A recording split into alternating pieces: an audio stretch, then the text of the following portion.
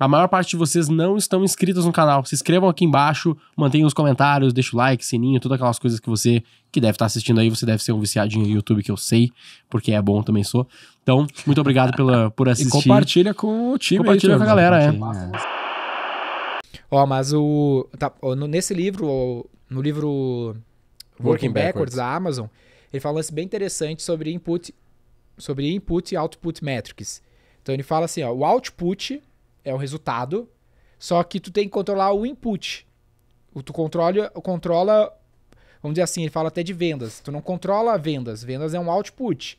Tu vai controlar, sei lá, quantos leads tu gerou, os atendimentos que tu fez, algo nesse sentido. Igual no marketing, tu não controla o ROI, tu controla talvez no máximo um CTR, ou quantos anúncios tu fez, quantas campanhas tu fez, quanto tu gastou, né? Nem o CTR, né?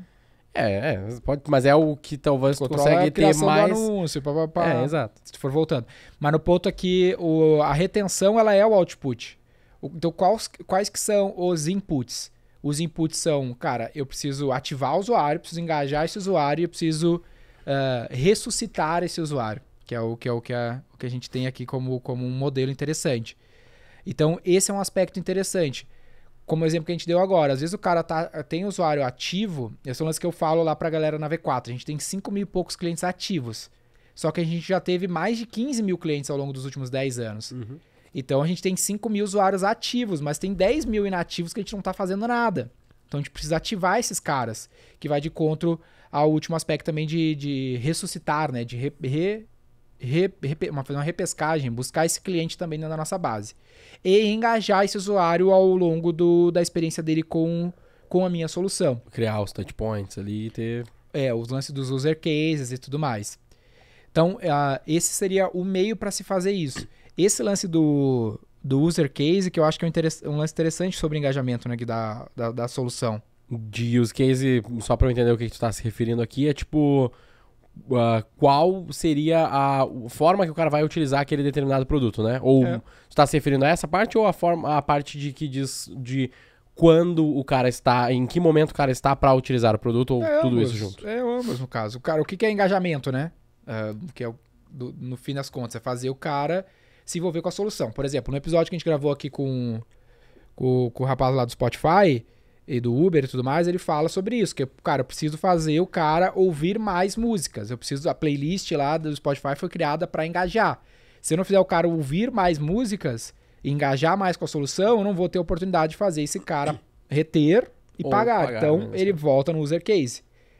Ou quando ele compra um anúncio do Uber no aeroporto ou na parada de ônibus, ele tá tentando fazer esse cara se manter. Que é o momento natural do cara querer utilizar aquele produto, por exemplo. Isso, né? Para que ele consiga estar mais presente na vida do cliente, engajar mais e tudo mais. Eu tenho um pouco de dificuldade de traduzir o use case no cenário de serviço, por exemplo, sabe? Ou serviço, ou talvez até o próprio cenário de varejo, né? Eu consigo ver isso mais fácil num caso de um Uber, no caso de um app, numa coisa que tu tá utilizando ali talvez on a daily basis, né? Tipo, no dia a dia.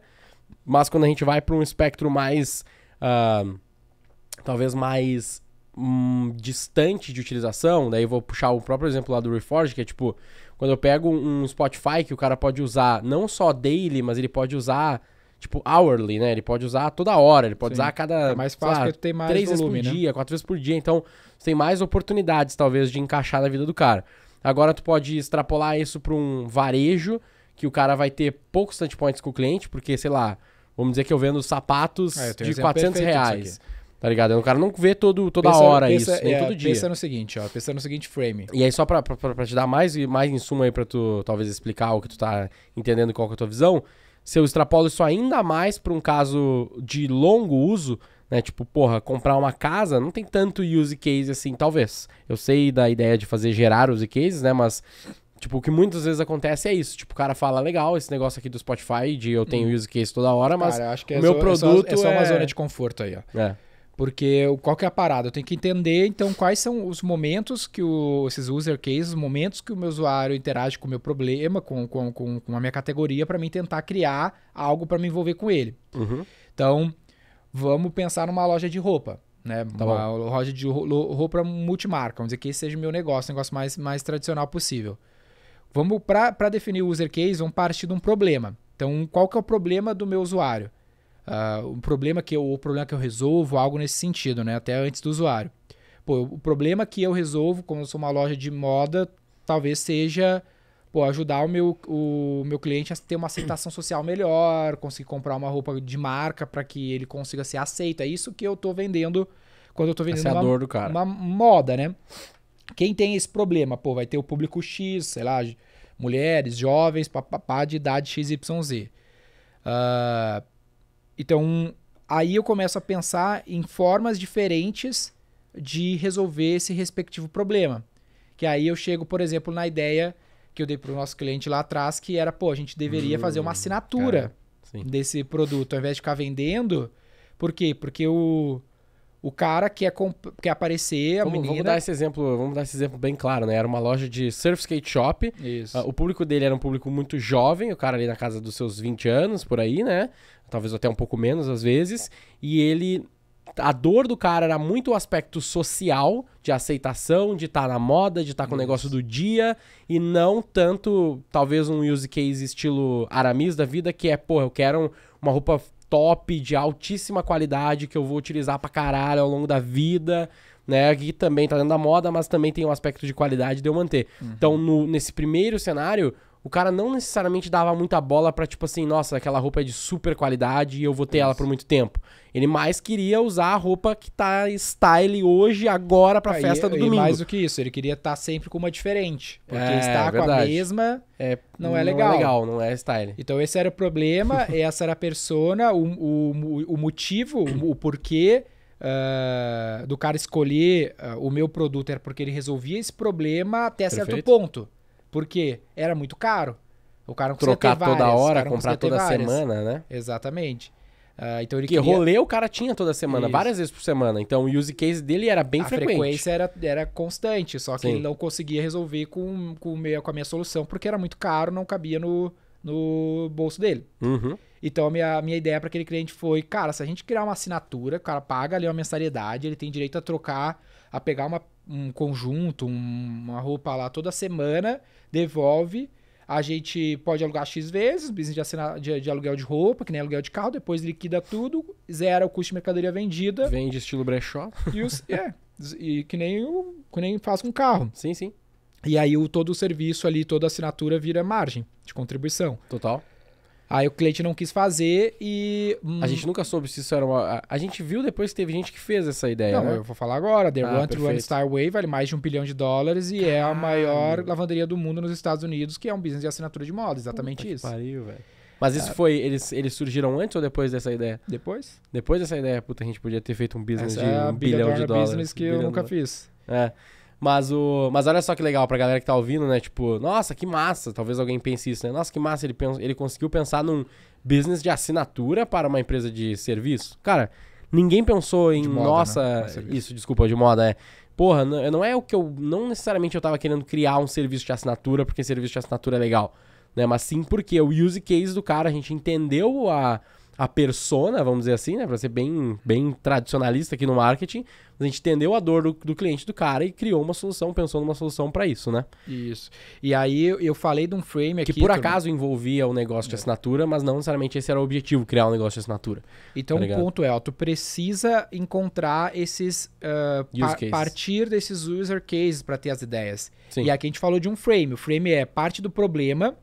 Então, qual que é o problema que o teu usuário tem, né, eventualmente? O próprio nome, tipo assim, use case. O que significa use case? É caso de uso. Isso. Qual que é o caso de uso daquele teu cliente? Por que caralho ele compra aquele teu produto? Isso. Tá ligado? Então, isso que você tem que entender. Parte do problema, aí do problema tu vai pra persona. Quem é a pessoa que tem esse problema? É o cara X, é um vendedor, é um empresário e tudo mais.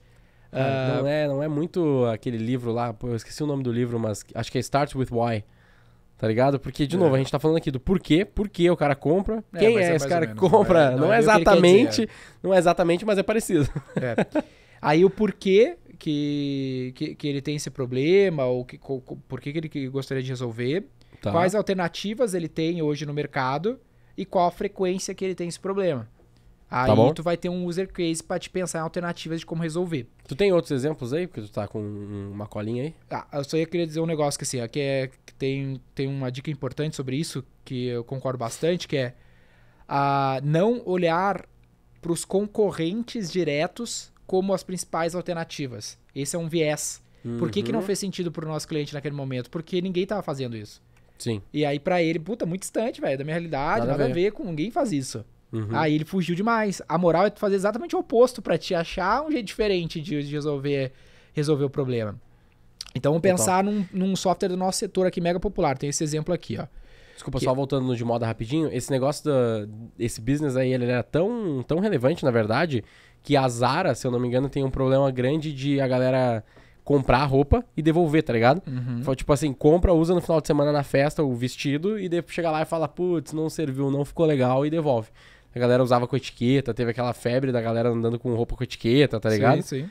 Enfim, mas só um comentário sobre isso. Então, ó, pensa no HubSpot, que é um CRM popular aí, parecido com RD e tudo mais, que o cara tem lá o problema do cliente pode ser, ele fica mandando um monte de contato, né, um monte de tentativa de prospecção ativa por horas a fio para tentar vender. Esse é o problema do cliente. Quem é o cliente? O cliente é um sales, um SDR, um BDR, e empresas que têm mais de X dezenas de funcionários, por exemplo. O porquê aqui, ó, ele pode automatizar essas atividades que vão ajudar ele a fechar mais negócios. Esse é o motivo dele querer uma solução. Digamos que ele quer mais produtividade. Isso, para fechar mais deals. Sim. A alternativa dele é pegar o telefone, enviar mais mensagens ou copiar e colar e-mail para hoje é assim que ele está fazendo. E ele faz isso todos os dias. Então, esse é o user case do HubSpot. Aí o HubSpot veio como uma solução para esse user case que vai ter uma frequência diária. Esse é um dos user case. Isso, esse é um exemplo de user case. Outro pega o Airbnb da vida. O problema é o quê? O cara precisa de um lugar bom, barato para ficar hospedado numa viagem. Quem é a pessoa? A pessoa é um viajante de 20 a 40 anos. Por quê? Porque ele quer pagar mais barato, quer pagar 30% mais barato que um hotel. É isso que ele está querendo resolver. Qual que é a alternativa do cara? A alternativa do cara é hotel ou motel.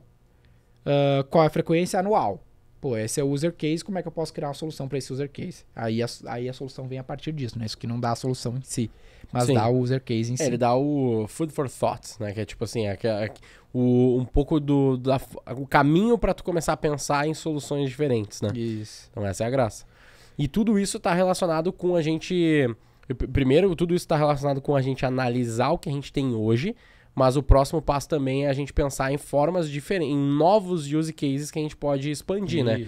Que tem um exemplo talvez do Figma, que é legal, que o Figma ele tem lá, se eu não me engano, o use case dele principal era a galera que queria criar lá os frameworks e tudo mais para utilizar meio que ali para ele, para sua própria criação, e depois ele foi criando outros use cases que era tipo assim, pô, eu preciso ter uma colaboração com os meus outros peers aqui dentro da empresa pra gente montar um negócio.